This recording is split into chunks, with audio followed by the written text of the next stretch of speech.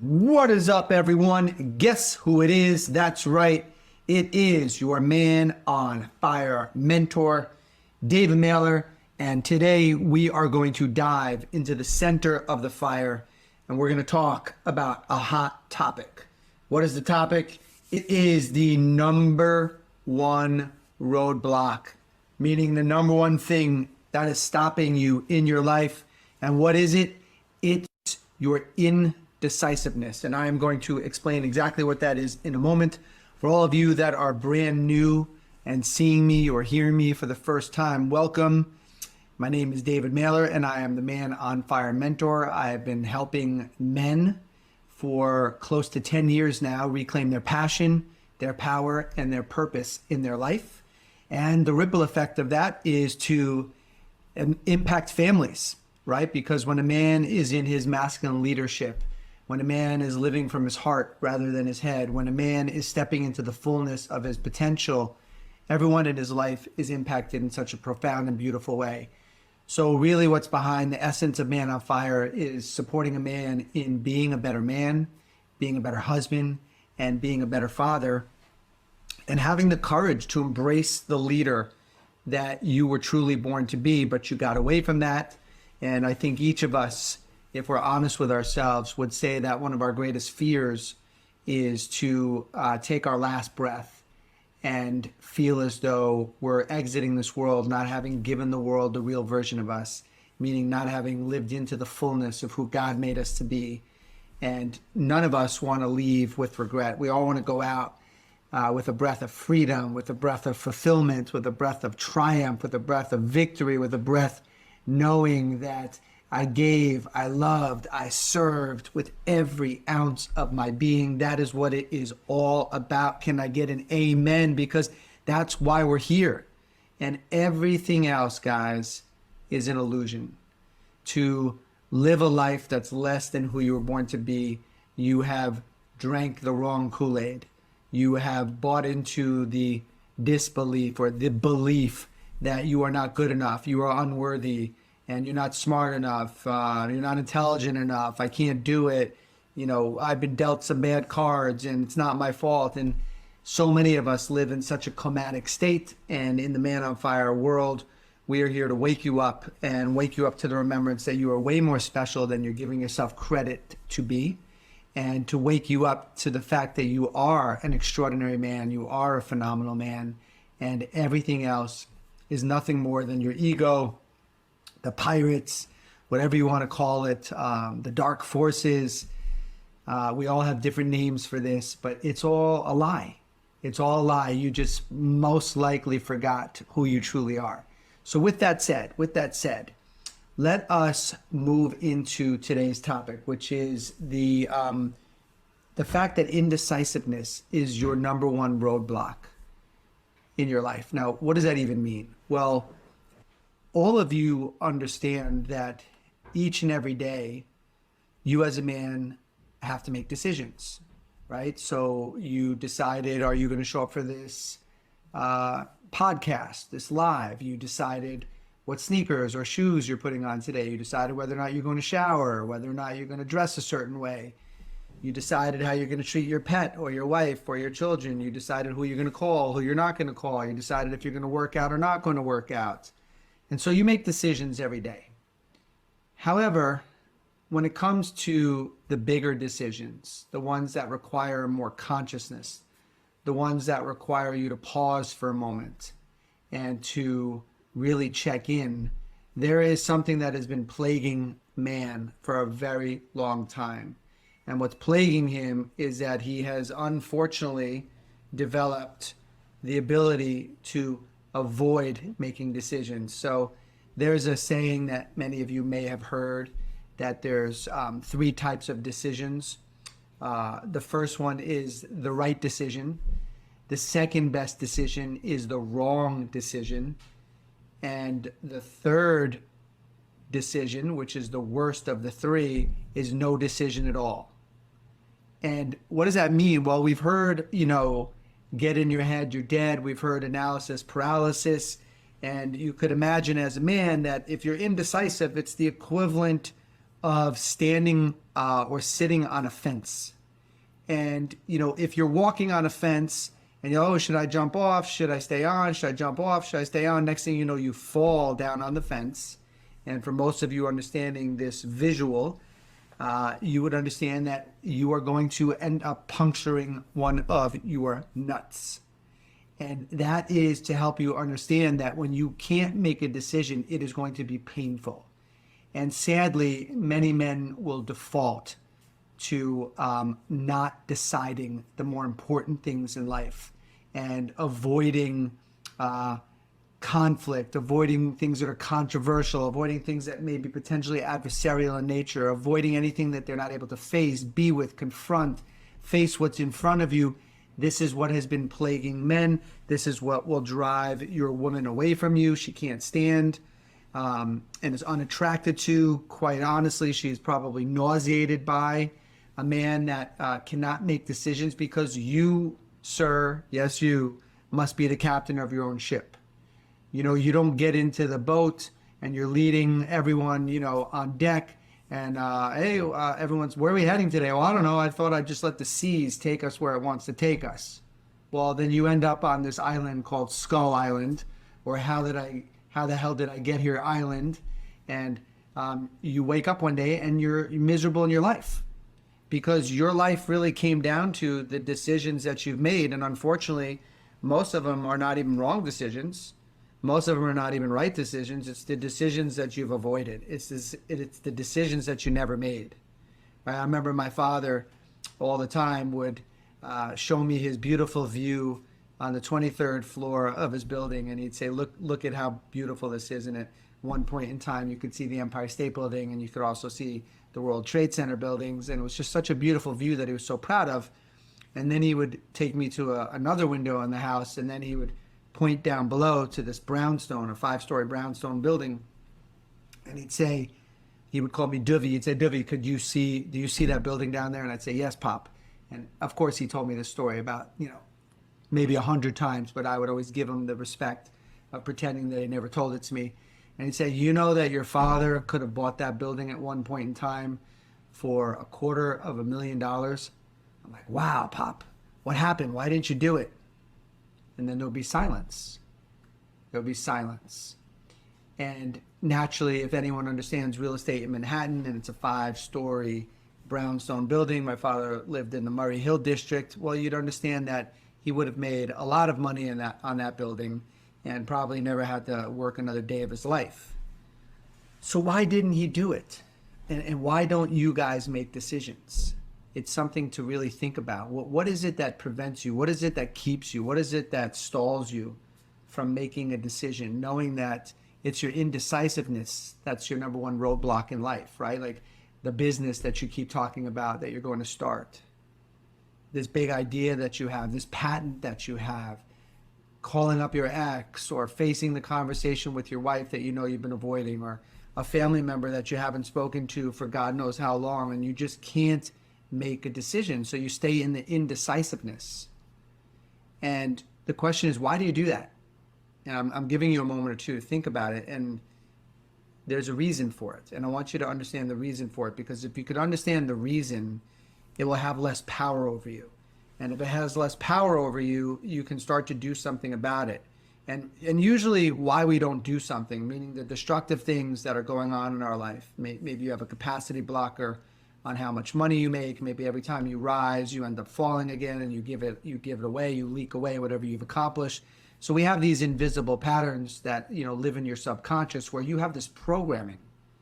You have an installed program somewhere in your mind, somewhere in your body that you keep running.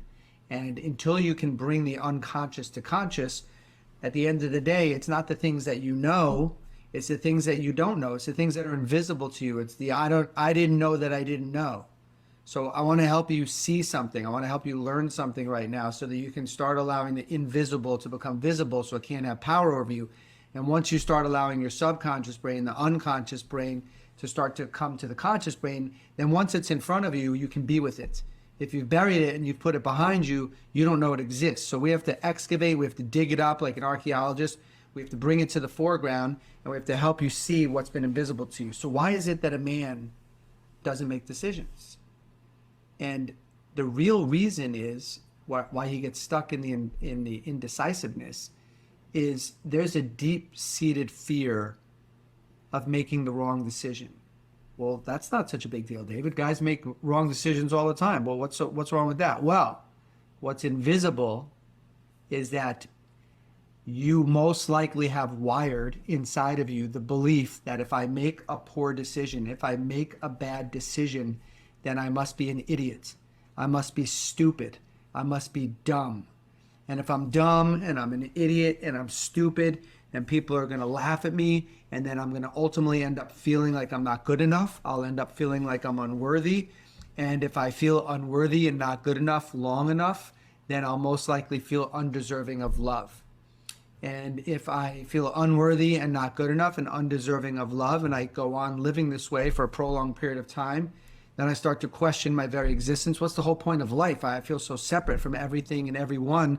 I don't fit in here. Everyone over there is smart. Everyone over here is doing well. And I'm over here, just dumb old me, just separate from everybody else. Maybe I should leave.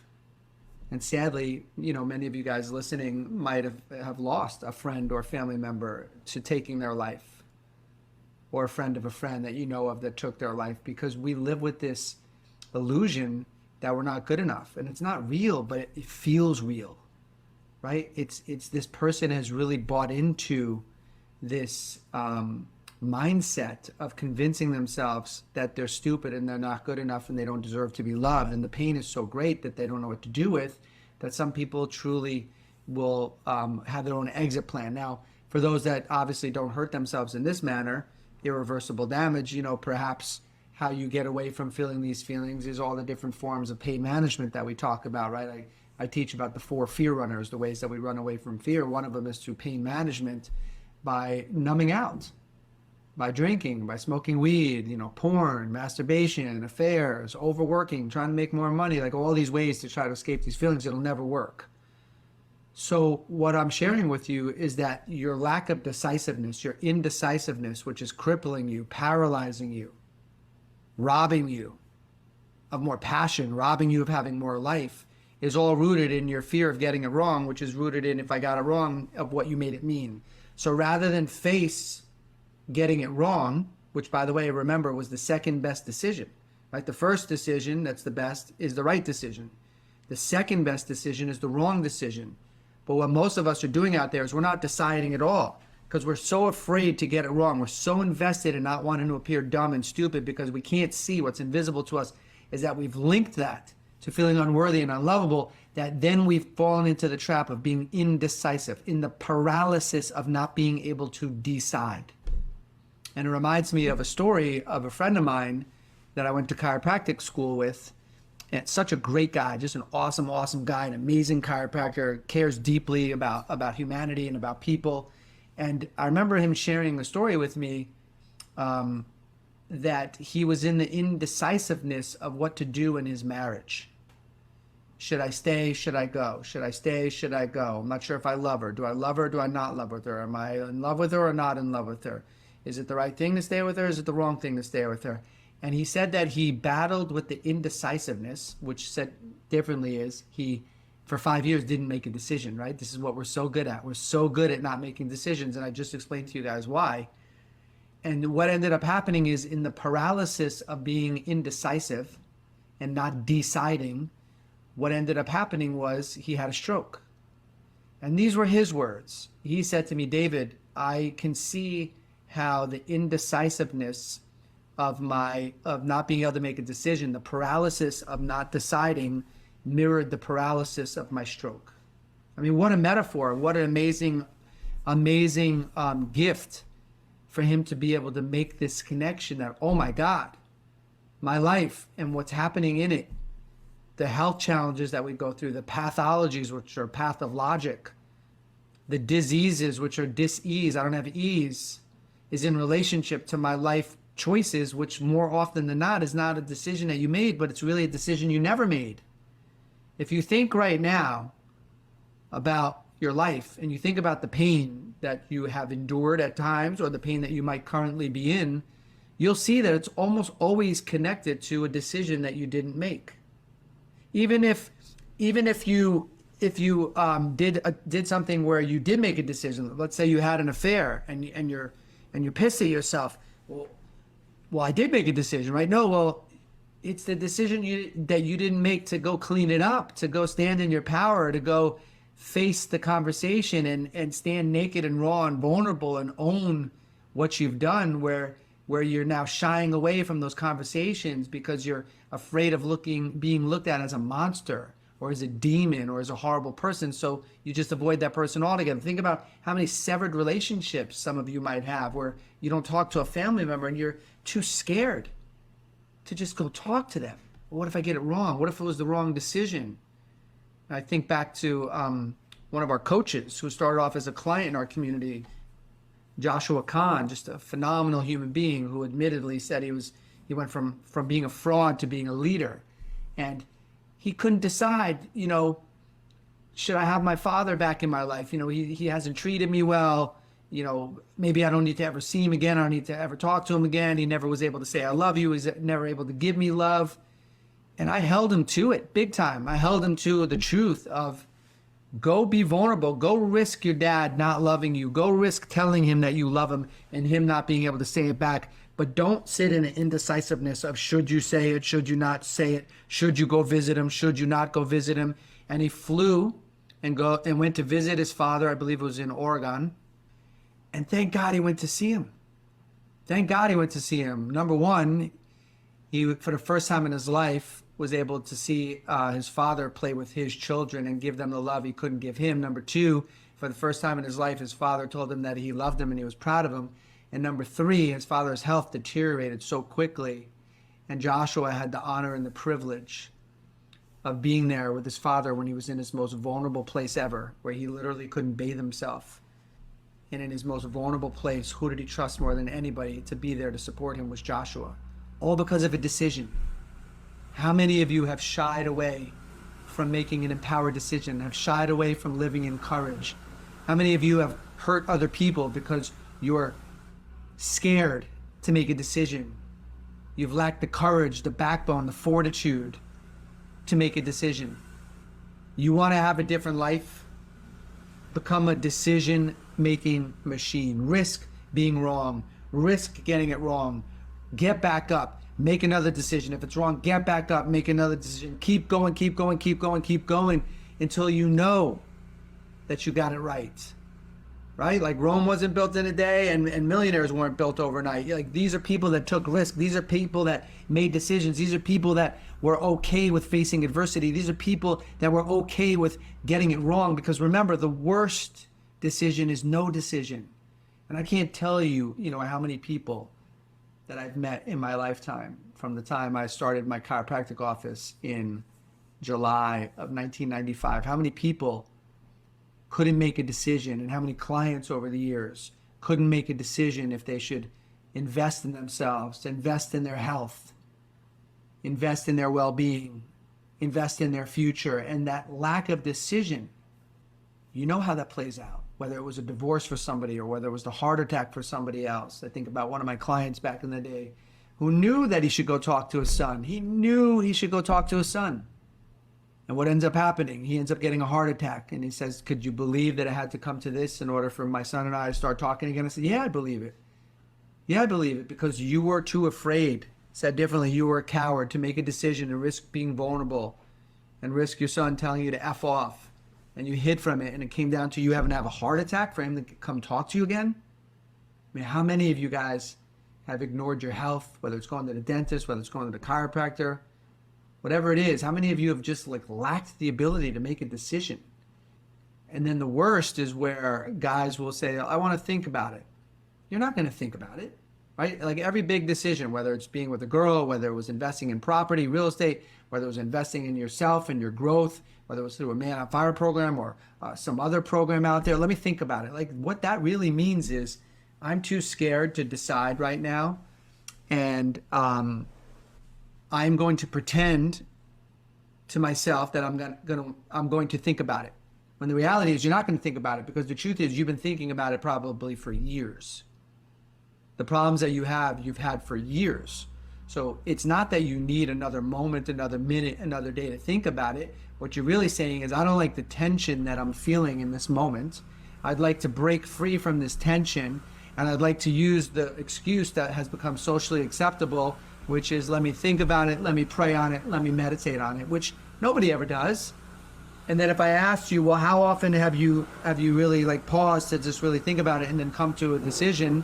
Name the last 5 times that happened in your life where you came to an empowering decision because you gave yourself time to think about it. You'd say never. Never. I don't ever remember doing it that way, because more often than not, when we say I want to think about it, what we're saying is, I don't like the stress that I'm feeling right now. I don't like the tension that I'm feeling right now. So I'm going to default to, I need to think about it, pray on it, or meditate on it. Which, guys, I'm just going to give it to you straight, because I always do. It's bullshit. You know, tension is where you grow as a man, right? There's another expression out there. Your growth begins at the end of your comfort zone. The problem is most men don't like getting uncomfortable. So they go back to comfort, and you have comfort in not making a decision. And the harsh reality of that is it causes more pain. It causes more pain to be indecisive, to avoid the shit you know you need to look at, to face the stuff you know you need to confront. But today, so many men are lacking a backbone. So they become indecisive. They become too yin, too in their soft energy, too in their feminine energy, which every man has a feminine and masculine energy. So please don't misinterpret what I'm saying. But when you go too far to one side, now you can't make any decisions. Now you're on a date with your wife, and you're asking her, where do you want to eat? Where are the directions again? How do we get there again? Like, you can't make an effing decision. It's nauseating. Like, as men, we have to have a backbone. As men, we have to have fortitude. As men, we have to be decisive. It could save a life, starting with your own. And this thing that exists out there, this nauseating thing of, let me think about it, let me meditate on it, let me pray to God. You're not going to pray. If you're going to pray to God, what you should pray for is, please help me have more courage to stand in a decision that I actually know already that I need to make, but I'm fucking scared right now. I'm too scared right now. That's what you should pray for. God's already told you to do it. Right? By the way, I'm not talking about joining Men on Fire, right? You guys have heard me on many different podcasts where I'm inviting men to consider joining one of our coaching programs and flush out a conversation with one of our, I'm not even talking about Man on Fire right now. I'm talking about all the things in your life that were an invitation for you to level up, for you to grow, for you to stand in the fire of your greatness. Claim you're extraordinary. Claim how phenomenal you are. And how many times did you say, I'm going to pray on it? And whatever came of that? Nothing, other than you broke the tension. And, that's where a man grows, in the face of tension, in the face of being uncomfortable. That's where you find yourself, right? Water doesn't boil at 211. It's that extra degree. Now it boils. Like, most men bail at 211. Most men bail when they're doing the bench press, and they bail as soon as it's uncomfortable. Or if I told you to do push-ups, you'd stop when it's uncomfortable. But your growth starts at the beginning of your uncomfortableness. That's where the growth happens. So this whole indecisiveness is plaguing men today, right? I have a whole manifesto that I wrote, the 3 destructive habits that are sabotaging and robbing a man of having passion, power, and purpose in his life. And one of them is your inability to confront, your inability to make decisions and confront the things in your life you need to confront. Another has to do with how many lies you tell, and another has to do with being stuck in your head, right? And when you're in your head, you're dead, because the whole point of being in your head, the whole point of thoughts, is actually to prevent you from taking any action.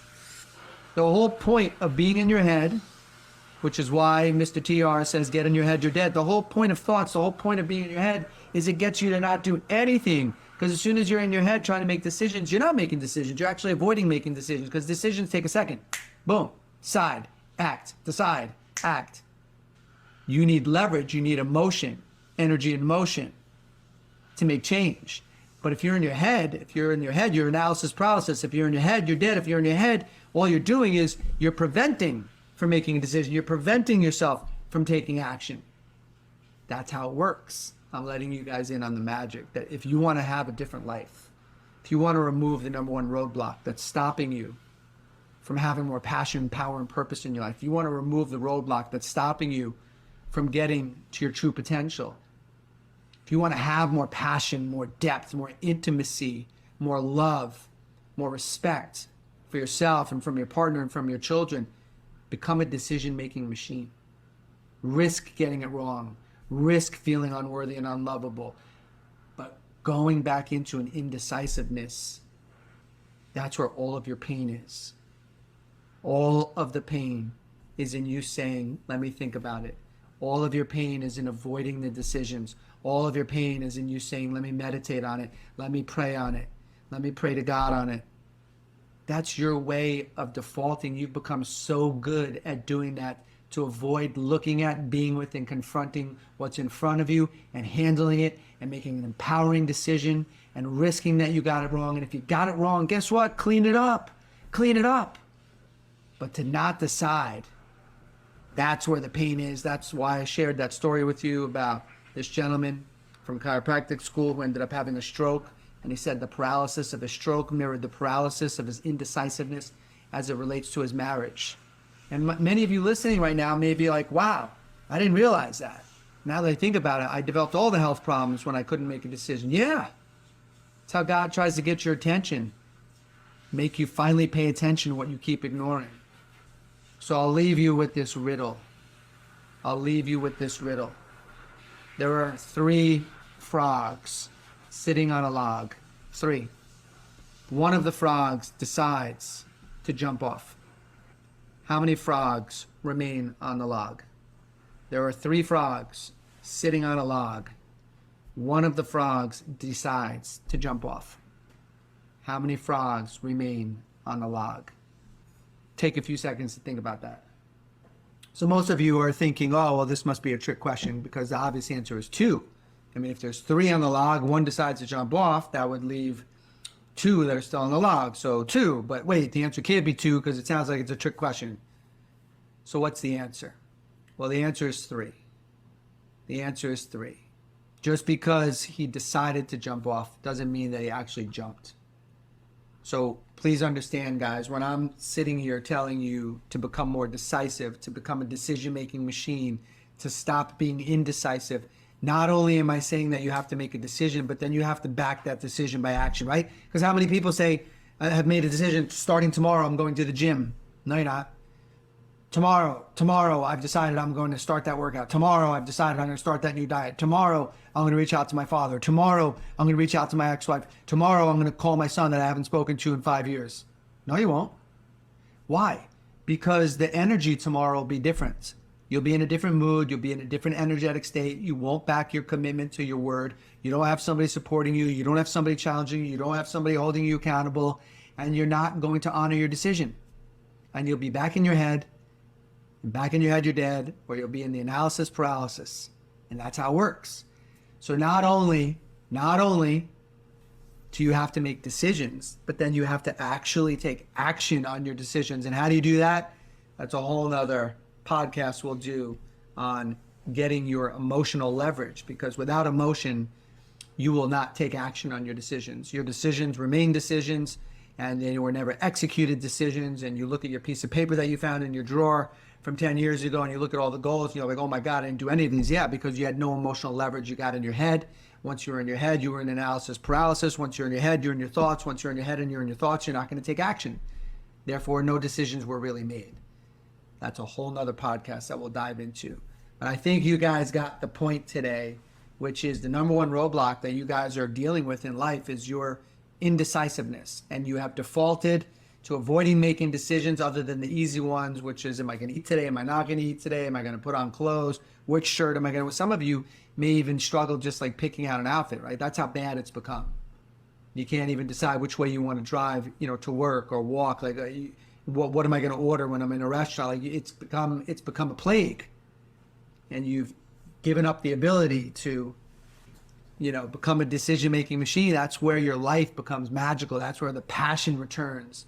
Like being decisive, being that captain of your ship, knowing the coordinates, taking the ship to Pleasure Island, Fulfillment Island, Passion Island, power, purpose, right? As opposed to Skull Island, like we talked about earlier. You don't get in the ship with all of your friends in it and family in it, and they say, where are we going? You're like, I can't decide. No, you know the longitude, you know the latitude, you know how to go, and you go. You take the action. It's all about decisiveness. You want to have a different life, gentlemen? Become decisive. You're looking into a program that can up-level your life, whether it's a real estate program, a man on fire type of program, whatever it is.